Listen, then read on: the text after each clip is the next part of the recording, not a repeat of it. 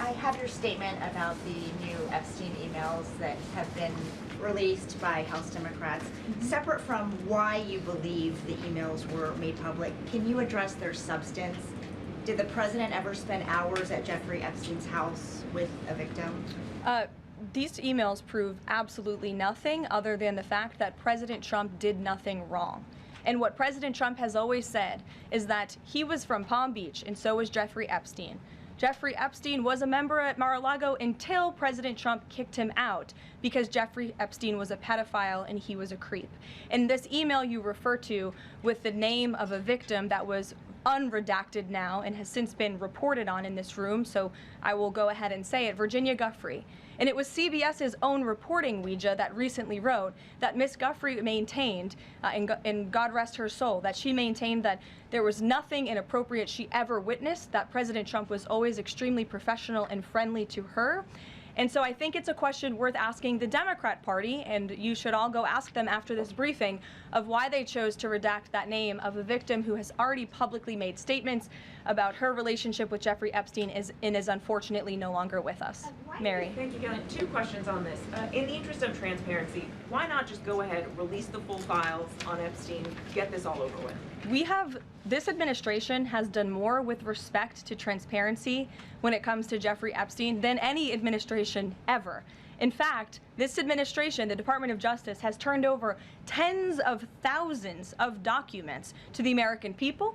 We are cooperating and showing support for the House Oversight Committee. That's part of the reason you are seeing these documents that were released today, because of the House Oversight Committee's and Republicans' efforts to get these out to the public. This administration also moved, the Department of Justice also moved to unseal grand jury testimony, which we know, unfortunately, a judge declined those requests.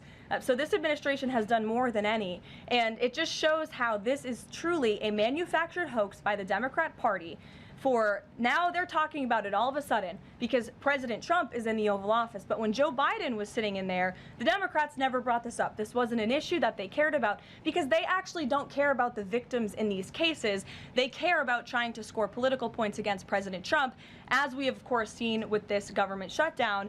And this entire thing, again, it's not a coincidence to the American people at home. There are no coincidences in Washington, D.C. And it is not a coincidence that the Democrats leaked these emails to the fake news this morning ahead of Republicans reopening the government. This is another distraction campaign by the Democrat and the liberal media, and it's why I'm being asked questions about Epstein instead of the government reopening because of Republicans and President Trump. But given your interest in transparency, Karoline, why are White House officials then meeting with Representative Boebert in an effort to try and get her to not sign this petition calling for the release of the files? Doesn't it show transparency that members of the Trump administration are willing to brief members of Congress whenever they please? Doesn't that show our level of transparency? Doesn't that show the level of transparency when we are willing to sit down with members of Congress and address their concerns? That is that's a defining factor of transparency, having discussions with members of Congress about various issues. And I'm not going to detail conversations that took place in the Situation Room in the press briefing room. Right. Subscribe to Oneindia and never miss an update. Download the Oneindia app now.